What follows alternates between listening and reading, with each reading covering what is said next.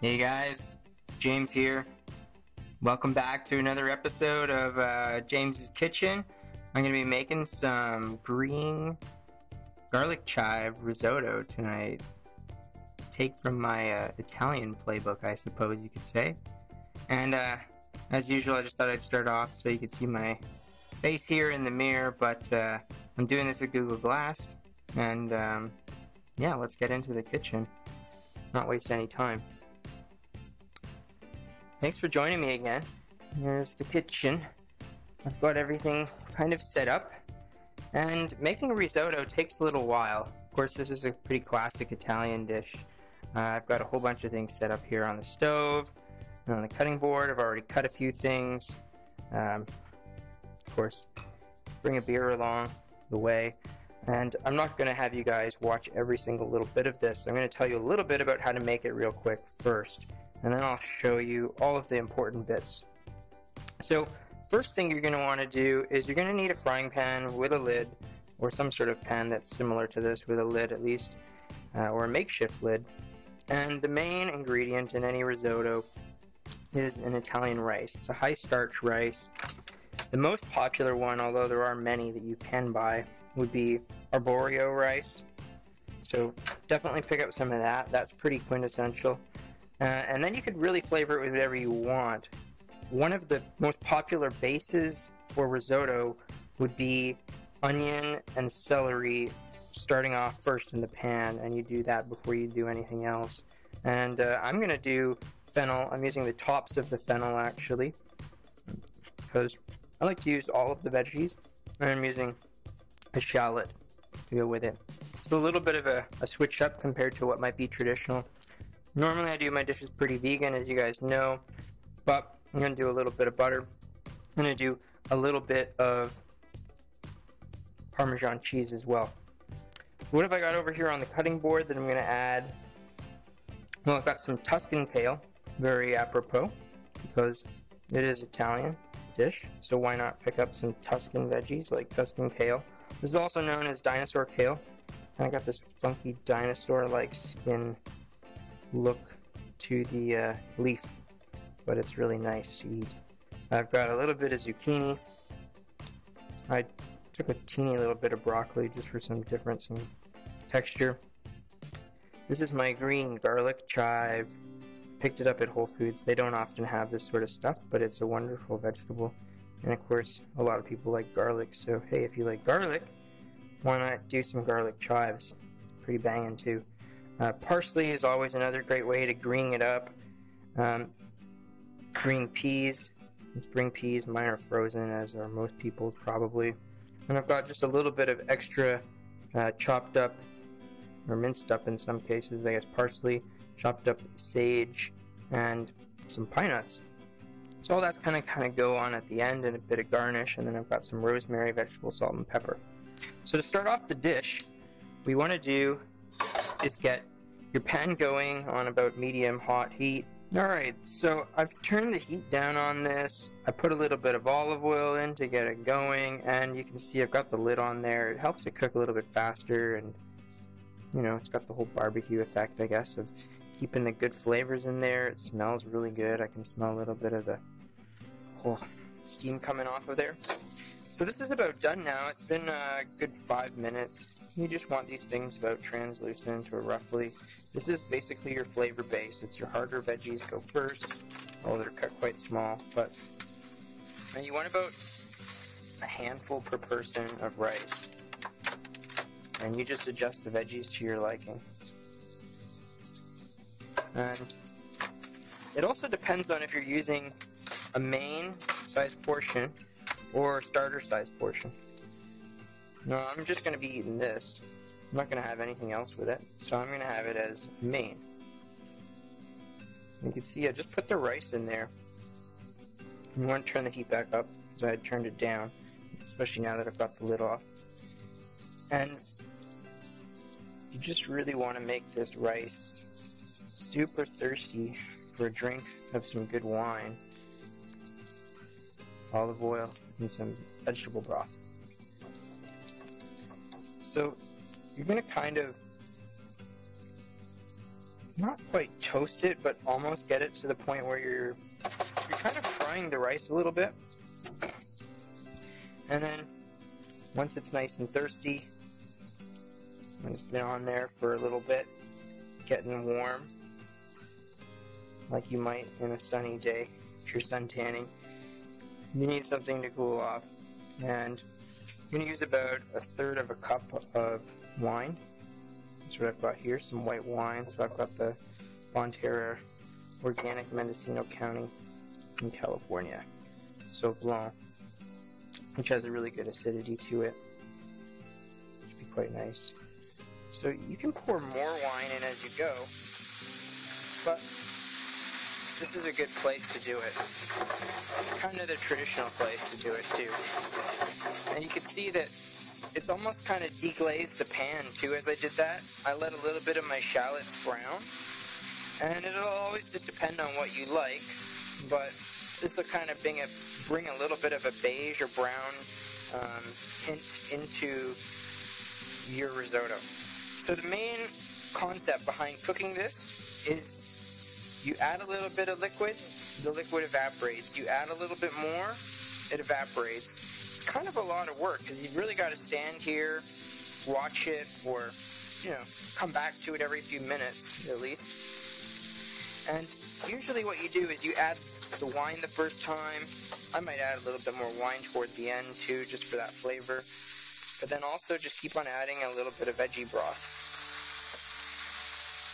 The idea is that this dish eventually becomes this kind of creamy consistency based on the starches in the rice. The rice will soak up the liquids and let the starches out, and it gives it this creaminess to it based on the fact that the starches kind of meld into the liquids and it forms maybe a more, I don't know, glutinous or whatever sort of a sauce, I guess, that holds everything together.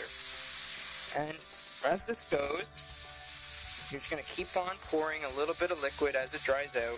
I'm going to turn it back down again to about medium low. And then you're going to add in your veggies close to the end when you want them to cook. So I'm going to just keep on coming here and making sure that it's not going to burn. Like I said, this is a really fun recipe to do, but it takes some time, it takes some effort and TLC to make sure that it doesn't burn. But the end result is really, something that is quite simple in the end, even though it does take some time. But it's really nice and good. And just keep on.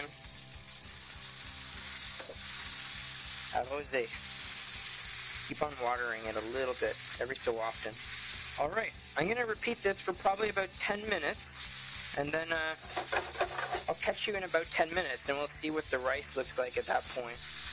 Alright guys, back with you, and I've just added my rosemary actually over here a couple minutes ago. Smells awesome. You can imagine, like, if you've ever made shallots with butter, those smell amazing. Just to begin with, that's why the French love them so much. The fennel, it just smells like licorice. It's got that nice anise flavor in it, right? And then the rosemary, another really, really nice herbal goodness going on here. And I've probably added vegetable oil, vegetable stock, excuse me, a few times. And you can see how you've got this kind of like saucy effect now going on between the little pieces of rice, and you can see the rice has gotten a little bit bigger maybe too. You can quite see it that closely and whatnot. So I'm going to add a little bit more of this now, and I'm going to start adding my veggies. Now you don't want to add them all, because some of them take longer to cook. Like these little pieces of Tuscan kale, which I've used that have the stalk on it, or the center of the piece of kale. Those are going to take longer to cook, as well as these zucchinis, which I've cut fairly thickly, actually, some of them. So it all depends on how big you cut them and the density of it. So I think for now, I'll just add that, and then one last thing. My sliced garlic, Just got 2 cloves of sliced garlic here. Alright, so I've got that. I'm going to add 1 more of my tablespoons of butter. I've basically used 1 before this, as you saw. This is my second. I'm going to put in a total of 4.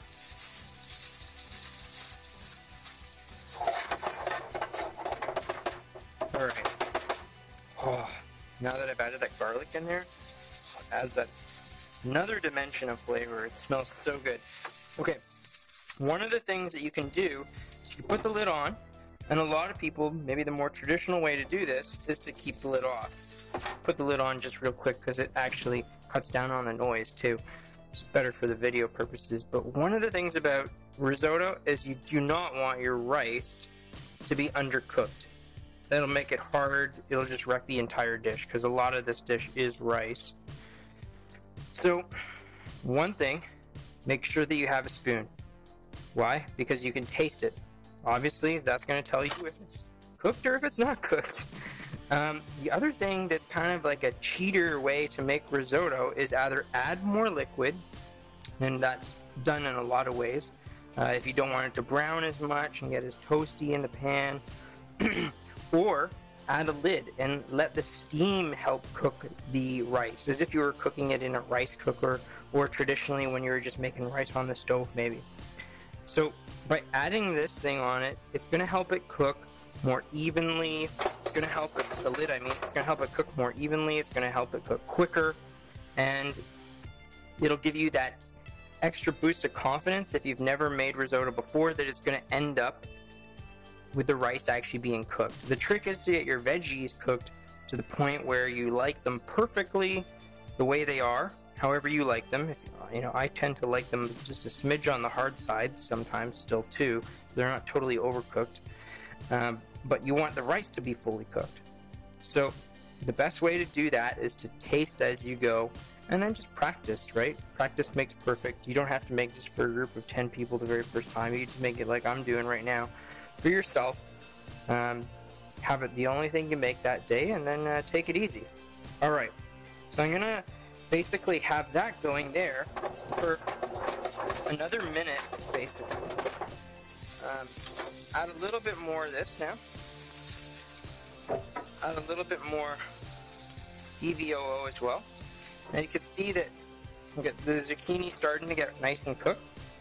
So I'm going to start adding my other veggies. This is the rest of the Tuscan kale, the parts without the big stocky chunks in them, as well as a few little pieces of broccoli, as well as these green peas. Scatter them around in the pan. And then one of the things I talked about that smells so good, garlic-chives. It's just a wonderful thing that reminds people of spring, I'm sure. And it reminds me of driving down a little street into a funny English town, which is a very charming town, called Tiddlywink, just like the game Tiddlywinks. Well, I was driving in England. I guess it must have been with my brother, my mom, Michael, and it's back on. Tell the rest of the story. And they must have had these garlic chives growing everywhere in the side of the road, on the forest hill going down toward Tiddlywink, this tiny little town, probably of like 500 people in England. And you could smell it even as we were driving in the car. It smelled like garlic. And that is my quintessential throwback moment whenever I smell garlic chives. And they're really hardy, they're super easy to grow. They don't take a lot of work. They're pretty resilient in your garden. It's not like growing, a very time-consuming or, trying plant. It's pretty hardy, self-sustaining, in other words. Alright, so I've got a little bit more white wine. Important to water your mouth as you go. If you're happy, and wine helps a lot of people be happy, But if you're happy, then you're going to put love into the food. Put love into the food, then the food tastes good. So make sure that you're organized when you're cooking. You do things like chopping stuff ahead of time. Because when you're happy and you're organized and you're not stressed, your food's going to taste a lot better. So, you know, I'm making this video, so I've done all these things ahead of time. But that's actually the way that I always do things, because it's just less stressful. Alright? So, some nights you're going to be in a bit of a rush and you'll do things as quickly as you possibly can. But once you get cooking for a while, you'll know what you should do ahead of time and what you shouldn't do ahead of time. You'll do things like perhaps not make your own vegetable broth. You can just buy some from Whole Foods. It's a really nice organic vegetable broth. It's not expensive.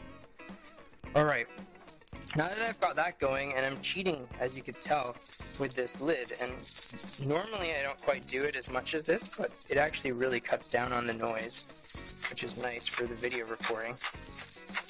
I'm going to put in my first little batch of S&P, salt and pepper.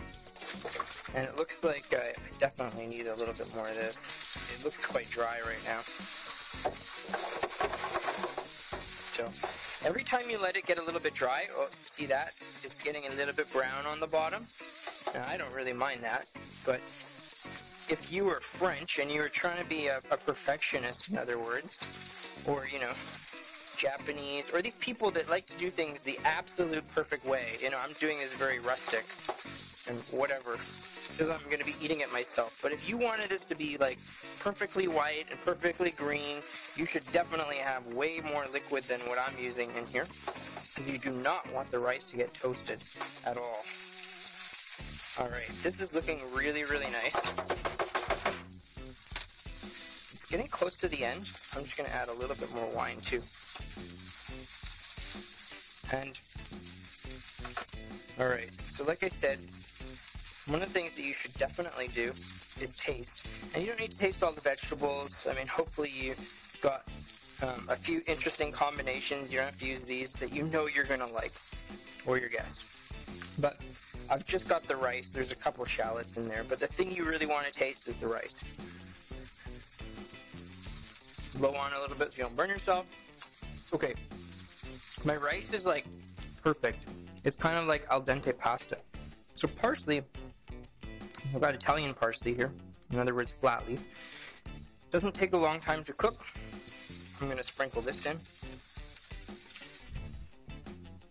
And I'm going to put in my sage as well right now. This sage is so fragrant. It's going to give it a really beautiful flavor. Well, okay. I've got herbs all over my hands now. So, just give this a little bit of a toss. Right? It's looking really gorgeous. Green risotto. Very good, very good. Alright, I'm going to put in the rest of the butter. Let this kind of melt in here. Now here's how you finish risotto.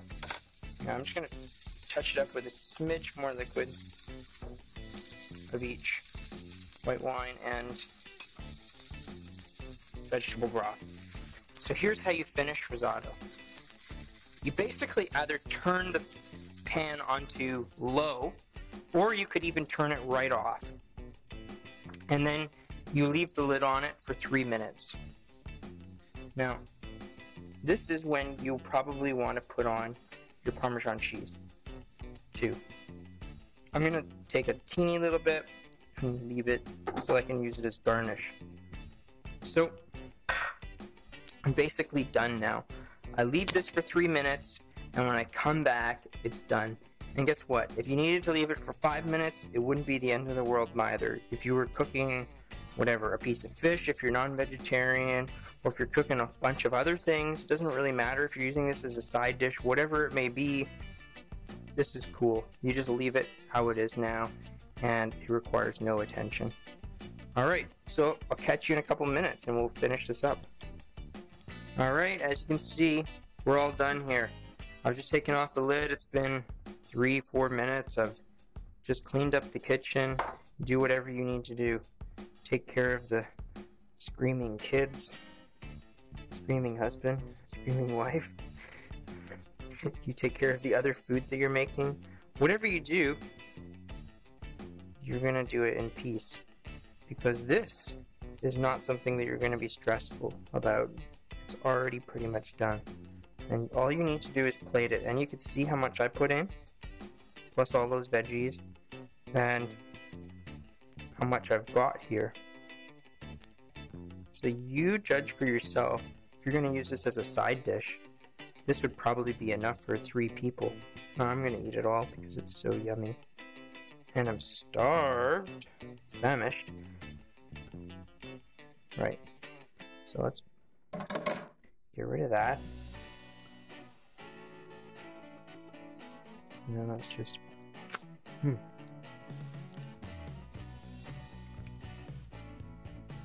Add a little bit of love into how this all looks.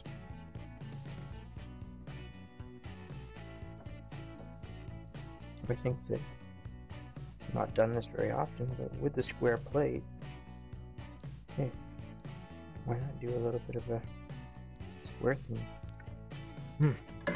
So good.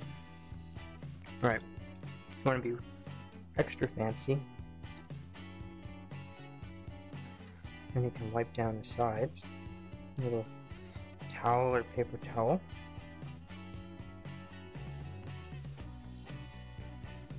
Alright, that's not too bad now. I'm going to add a little bit of pepper to taste, which I like. And add a little bit, you know what, let's just put it right in the center. And then parsley. Sprinkle this around. Oh, look at how much greener it just got with all that parsley. Fantastic. Fantastic. Bellissimo. What the Italians say. Alright. I'm gonna give it another wipe. Just to make it look extra beautiful.